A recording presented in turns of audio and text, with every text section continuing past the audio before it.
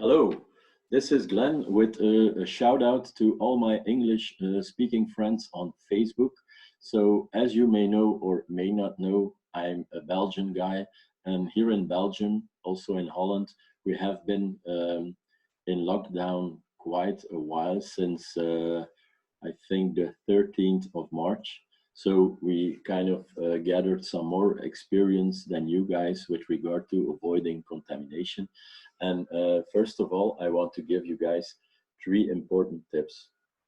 Tip number one, be very careful with biros or pens because, you know, the other day, my mate and I, we went to take a stroll in the park, and I met my mate Eddie, and he had this biro with him in his hands, and his jacket pockets were stacked with other pens as well.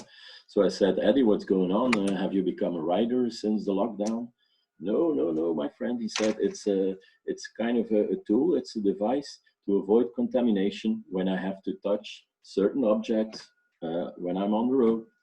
Okay, I said, and he said, wait, we'll see. So at a certain point of time, we came at a traffic light, and Eddie had to push the button for the pedestrians. So he took the pen, pushed the button with the pen, and we could move on safely without danger of contamination. 5 minutes later, we went to the supermarket. Eddie paid his bill with the credit card. He took out his pen again, entered the 4 digits, and we could move on without any danger of contamination. So I said, Eddie, I have to hand it to you, my friend. It's an amazing idea. I think I'm going to start myself with using a pen. He said, wait, I have plenty of them. I'll give you one of mine. So tip number two, be very careful with toilet paper. So when you take a dump and you have to clean the royal ass, then be very careful that you don't damage the paper and go into the paper. You want to know why? Because toilet paper is very scarce nowadays, okay? So be careful with it. And tip number three